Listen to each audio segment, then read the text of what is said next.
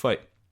Yeah. If Glenn was here, Maggie would have a husband and a father with this. She would mention every single character, and then he goes, "What about Sasha?"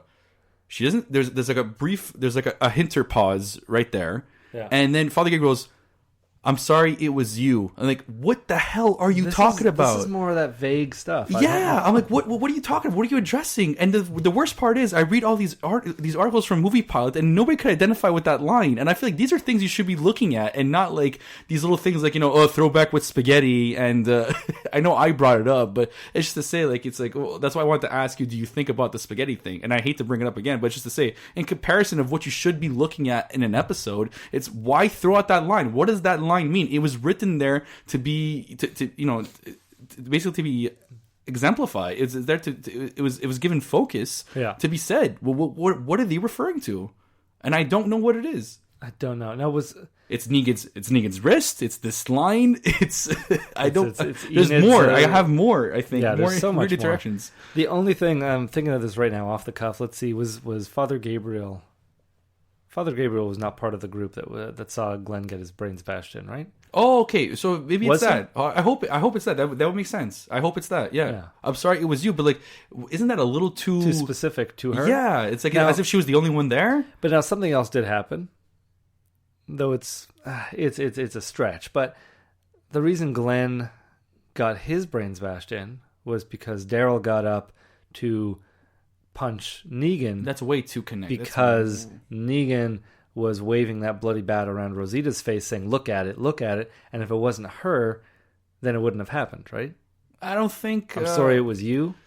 The way Greg and Catiro explained that scene, it was that, okay, so obviously based on Rosita's reaction on what happened to Abraham and he waves that bat, the reason Norman Reedus goes up and punches him is because you just bashed in my friend's brain in, and don't talk to Rosita that way.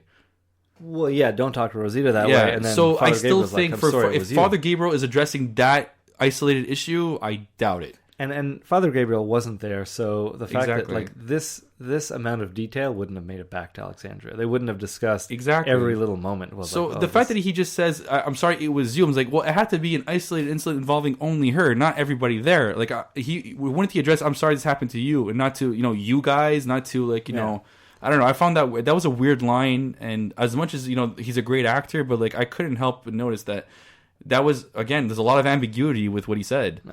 Are we missing a different angle here though? Because he does talk about Sasha.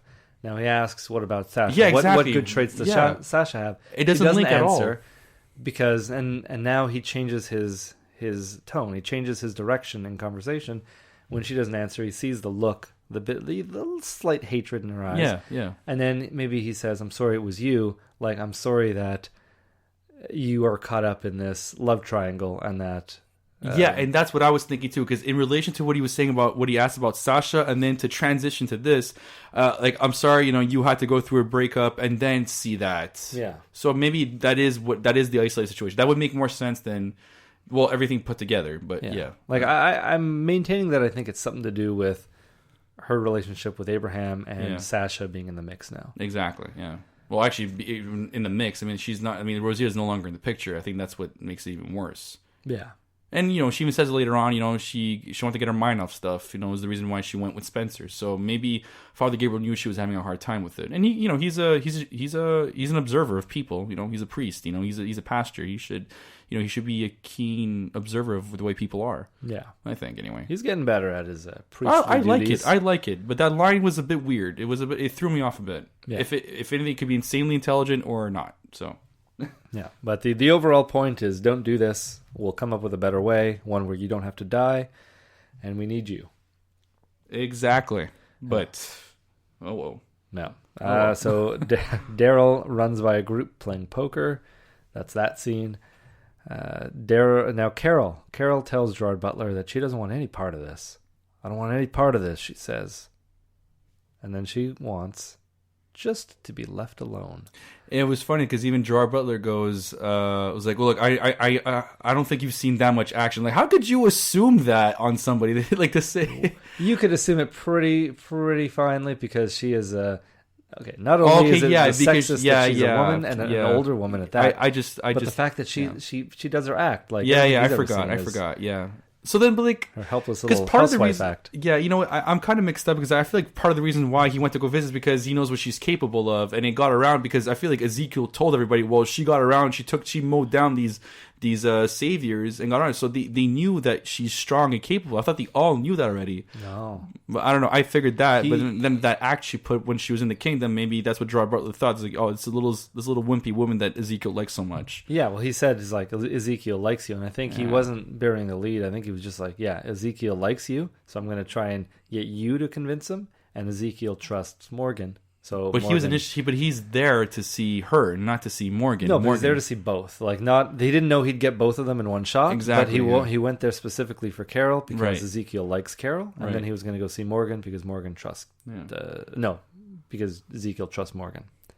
But he, and I'm glad we got it all in one scene because I don't want to see him twice. That's true. Go to two different Morgan people. or you're talking about Everybody, Gerard all Butler? three of them. Well, you're going to see Gerard Butler again. Butler again, so, definitely. But yeah. Morgan does his classic Morgan, not wanting to disrupt the peace and thinking maybe we could build on this. Yeah, that's the worst line ever because he knows the answer to that already. Like, you could tell Morgan doesn't even believe what he's saying anymore. And Yeah, he's he doing could, it. yeah. And Gerard Butler just storms out. He's like, you know what? Their blood's on your hands. Or maybe you're used to that. Did you detect his dialect a bit? No. I detected a bit of a dialect. I couldn't tell if it was Australian or maybe British What's- because he's obviously concealing it with the American accent he's supposed to have. But Yeah. I did hint something. I didn't look up his profile yet, but maybe I'll find out after this. What is Gerard Butler?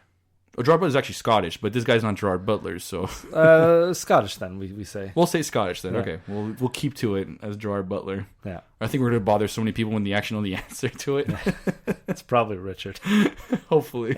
People listening are just like, no, you were so I close. wanna get- You had it. You had it. I want our feedback to say, his name is Richard. And it's like, from here on forth, Richard will be known And as we'll Gerard remember and he'll Butler. die so easily, and then we'll forget about him again. Oh, yeah. He's not a player who's going to be around You never for too know. long. You know, he really wants to revolt because he knows they already told him in episode 2 that the next slip up, the next time you're short on a drop, he's the first one to go. They're going after Yeah, and he ate Gerard Butler 5 first. punches? Yeah. Yeah, but like, so he knows it's like, okay, they're going to turn on us eventually, and it's me who's going to get killed first. So Well, you don't think Ezekiel would have his back maybe to just do No. something about it? I guess he wouldn't believe so. I don't think Ezekiel really has the power. He thinks for the greater good he'd let him die, actually, if anything, right? Yeah, Probably. maybe. Yeah. So Spencer walks into his trashed home. It's destroyed because of how Rick and everyone was looking for the guns.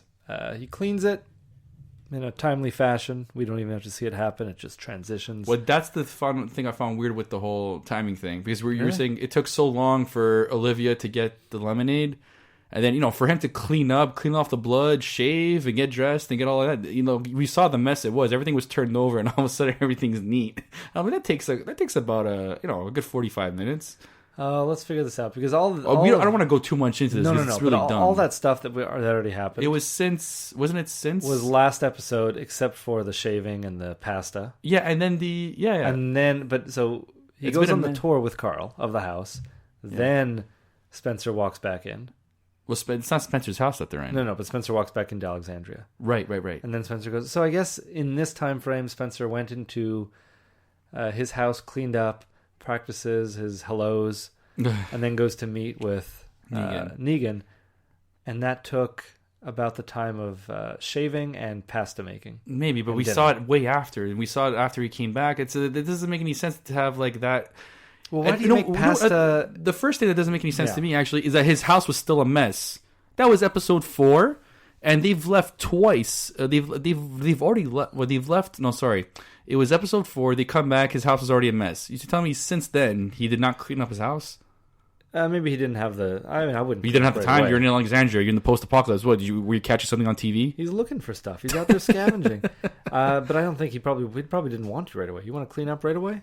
Clean up. He was like, he wants to be a new person. He's like, okay, I'm going to go take control of this place. I'm going to go introduce myself to Negan. But first, I'm going to freshen up. I just don't see how that's a detail they had to address at all. He went home, got cleaned up, that's it. I think you know we what I had mean? to see it because we want to see, this is what Rick thinks of him. This is what Rick leaves his house. Like this, the destruction Okay. of his house was okay. more a metaphor for the destruction of his whole life because his mother was killed, his father was killed, his brother was killed, and it's all kind of Rick's fault. The way he sees it, it's all Rick's fault. Yeah. So this destruction of his house is like, Well, he blames Rick for everything, pretty much. Yeah. And don't forget, Rick made a promise to Deanna that he's supposed to take care of Spencer. Yeah. And obviously this ultimately did not go well. No, not at all. And now the question I'm more curious about is, what time did they have spaghetti at? I don't know. You don't really have spaghetti for lunch unless it's leftovers. But you don't just make spaghetti. Well, he's just killing time. He's just killing time for Rick to come in, so he might as well make some spaghetti. It's quick. It's like it doesn't take too long, but long enough long enough for you to eat. They made some. Oh my god, they made some biscuits. Was it biscuits or rolls? It was rolls. It was rolls. Hold on now. I'm going back even further. Oh, this is going to be the tangent of we the night. know there's a flaw here, there Matthew. Carl sneaks into the where do they live? The sanctuary? The sanctuary. My God, really? Carl sneaks into the sanctuary. But not only my God, you want to go that far back? Yes. Carl sneaks into the sanctuary. Okay. Everything goes down. He gets caught. And let's recap last episode. Okay, look. It happens overnight. We know that they have to stay overnight somewhere because there were walkers in the road. So we imagine early in the morning they get to the sanctuary. Very good. So that's early in the morning. That's dawn. Oy. Okay. Then Carl shoots the people for breakfast. For breakfast, yeah. Carl shoots them for breakfast. Negan shows him around, makes him take his bandage off, irons the guy's face. Let's say he irons that guy's face by like 10, 11 in the morning. Really, huh? That's bad. But like they're already, the girls are already drinking in the room. It doesn't seem... even if we're going to argue the fact that the timeline is not good, of course the timing is not good. You don't have to go that far back to say it. Okay, all this happens before dawn. And before noon. Before dusk. All this is going to happen before dusk. Yes, and then they decide, okay, I'm going to take Carl back now. I'm going to take Carl all the way back home. Drives him all the way back to... Well, it's walking distance, apparently. He goes on a tour of the house. He shaves himself. He makes pasta. Later on, he's able to play a game of pool. Meantime, Spencer was getting cleaned up.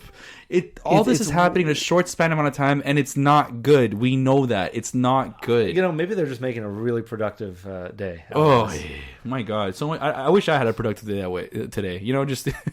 I did so many things while I was at work and then came here. And I think all this would be okay if Negan didn't say that one line last episode. Which was? Or that episode where he said, I don't think I'm going to have time to have sex with my wives today. With any of my wives tonight or something. And we assumed it was closer to maybe he has so many wives. He has one for every hour. I don't know. Maybe. All right. We can move on from that. It's not good, bottom line. Bottom line. It's not good. Too big of a day. Yeah. Butler goes into his secret trailer in the woods, smashes a bottle of milk, and cries on the floor. Wrong. It's not a bottle of milk. It's an empty bottle. Okay, but I have a theory on this. An empty bottle, but a milk bottle. Right. Bottle. Sure. And there's you're not supposed to cry over spilt milk.